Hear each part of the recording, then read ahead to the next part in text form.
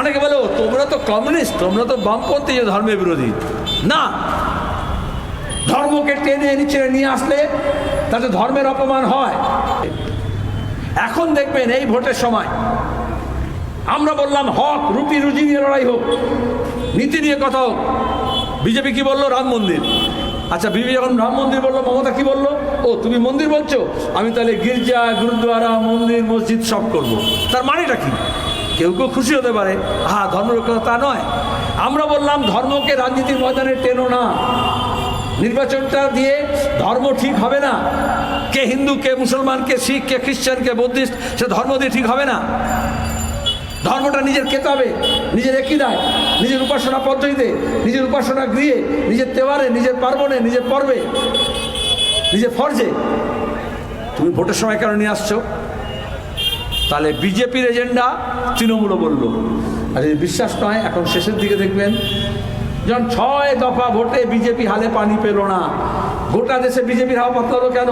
ওরা ধর্ম করলো, ওরা কাশ্মীর বললো, ওরা পাকিস্তান বললো, ওরা মুসলমান বললো, ওরা কবরস্থান বললো, আর লোকে বললো বেকারদের কাজ নেই কেন, জিনিসের দাম বেড়েছে কেন, কৃষক বলছে ফসলের দাম নেই কেন, সার নিয়ে কালোবাজারি হয় কেন, লকডাউন ওই করোনার সময় আর নোটবন্দি, মোদির এই দুটো সিদ্ধান্ত আমাদের দেশে শুধু বেকার ছেলে মেয়ে না, ছোট ব্যবসায়ী, দোকানদার, যে কোনো কারবার করে, কৃষক, সবার কোমর ভেঙে দিয়েছে।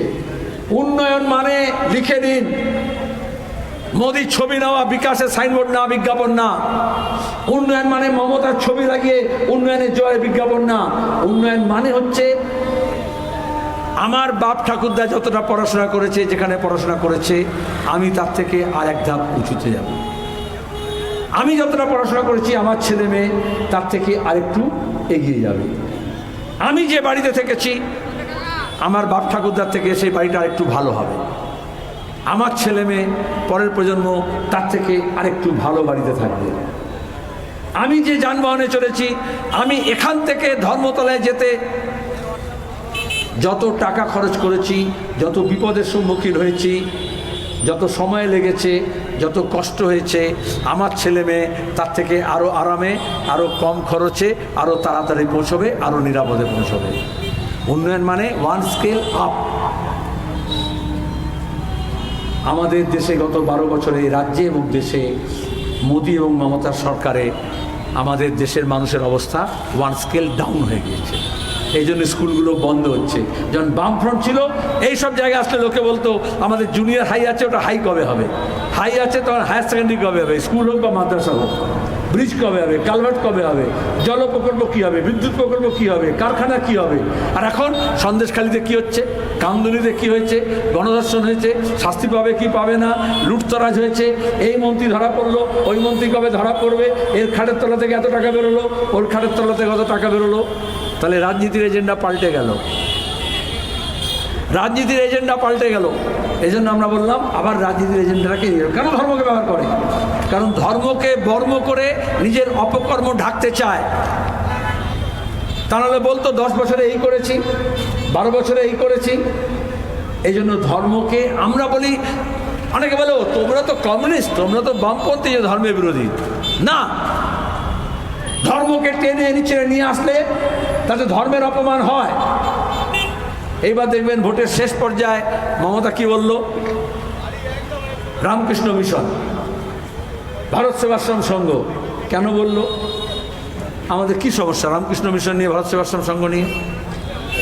দেখালো যে দেখো আমি লড়ছি। ধর্মের কথা।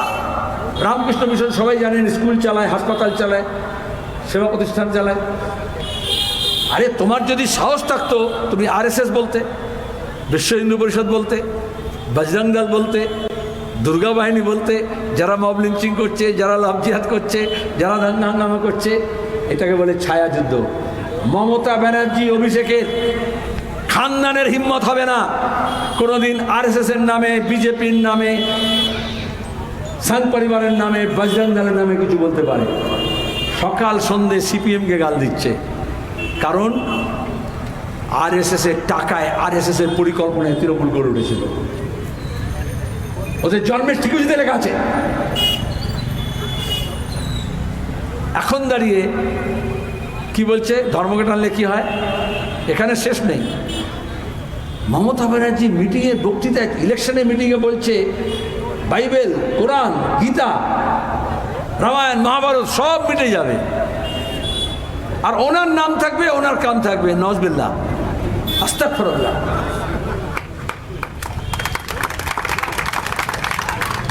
আপনি আমার হাততালি দিচ্ছেন?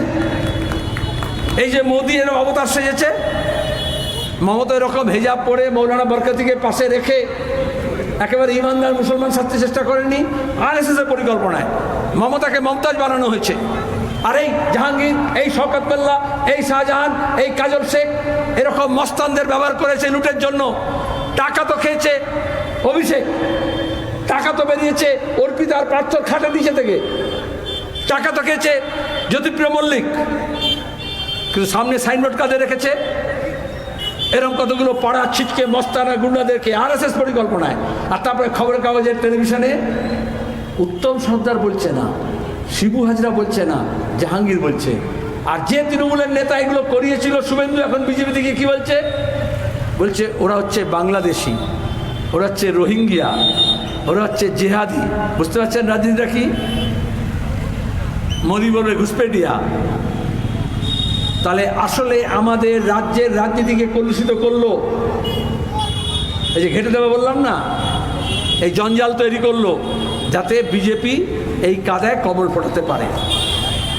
তাহলে আজকে দাঁড়িয়ে যারা কমিউনিস্টদের গালাগাল দেয়, এসব এলাকায় অনেকে বলেছে, আমি তাদেরকে বলছি, কমিউনিস্ট কবি ফ্যাজ আহমদ ফ্যাজ, এই যে সিএনআরসি নিয়ে যখন বিতর্ক হচ্ছিল দিল্লিতে, যখন শাহিনবাগে যখন ধর্ণা দিচ্ছিল মেয়েরা, তখন তার একটা গজল মনে আছে, লাজিম হ্যাঁ কে হাম ভি দেখেঙ্গে। ওই গজলটা খুব বিখ্যাত হলো না, বিজয় বললো না গান গাইতে পারবো না কেন? কমিউনিস্ট কবি, তাতে লেখা আছে, जब अर्श से खुदा के काबे से सब बुत उठवाए जाएंगे सिर्फ नाम रहेगा अल्लाह का। बोलो कम्युनिस्ट, देखो वो बोलছে কি। তাহলে একজন কমিউনিস্ট কবি বলছে, जब अर्श से खुदा के काबे से सब बुत उठवाए जाएंगे नाम रहेगा अल्लाह का। আর মমতা কি বলছেন? এত হেজাব করে, এত ওযু করে, এত মৌলানা মৌলবীদের নিয়ে বলছেন কোরআন মিটে যাবে কিন্তু মমতার নাম থাকবে। এবার আপনাদের কাছে আমি দরখাস্ত করছি, যারা আমাকে বলেছেন, এখানে বলেননি, এই মিডিয়া বুঝে বলেছেন, আমি যখন প্রথম থেকে বলছি শয়তানি করছে, বলে সেলিম ভাই এরকম বলবেন না, মমতা ব্যানার্জি বাপরে বাপ কত বড় করে ইফতার পার্টি করে। আর একেবারে আমাদের মেয়েরা অজু করে যেরকম খালা ফুপুরা কী করে, ছোটোবেলা থেকে দেখে এসেছি, আঁচল দিয়ে একদম কানে পাশ দিয়ে কাপড়টা নিয়ে যায়, কারণ কোনো চুল বেরিয়ে গেলে অজু ভেঙে যাবে। উনি ওরকম হিজাবের মতো কাপড় পরে ওড়না এরকম লাগিয়ে দিয়ে মঞ্চে ওঠেন, মোনাজাত করতে উঠছেন, ফাতিহা পড়তে এসছেন না মিটিং করতে এসছেন বোঝা যায় না। আমাকে বলে সেলিম ভাই আপনি সব বলছেন, আমি বাপরে বাপ, মমতা মাঝে মাঝে একটু দাড়িওয়ালা টুপিওয়ালা দেখলে ইনশাআল্লাহ মাশাআল্লাহ সুবহানাল্লাহ বলে দিত, বলতো না? আবার বেশি মুসলমান থাকলে তো একেবারে লা ইলাহা ইল্লাল্লাহ মুহাম্মাদুর রাসূলুল্লাহ পড়ে দিত। বলে আপনি এরকম বলবেন না সেলিম ভাই, একটা জেসে নেতা নয়, সাক্ষাৎ ফেরেশতা, আসমান থেকে এসছে। আমি বললাম দেখো ভাই, হাদিসে লেখা আছে অনেক সময় শয়তান শয়তানি হারকাত করার জন্য ফেরেশতার ভেগ ধরে আসে, মানুষকে ঠকায়, শয়তানি করে। তাহলে এবার বুঝতে পারছেন মোদি কেন এখন বলছে নিজেকে, এই যে ধ্যানে যাচ্ছে বলছে না, অবতার সাচ্ছে। কি বলেছে? বলে যতদিন আমার মা বেঁচে ছিল আমি মনে করছিলাম আমি মায়ের পেট থেকে জন্মেছি, আর যখন মা মরে গেছে আমি মনে করছি ওপর থেকে সরাসরি ডাউনলোড করে দিয়েছে আমাকে। কি হোয়াটসঅ্যাপ ইউনিভার্সিটির মেসেজ নাকি যে ওপর থেকে ডাউনলোড হয়ে গেল? নিজেকে দেবতা হারাতে চাইছে। সবচেয়ে বড় শয়তানরা এই কাজ করে। মানুষকে বুঝতে হবে, সে মানুষ বুঝছে, আর বুঝছে বলে বিজেপিতে বলে নরম হচ্ছে।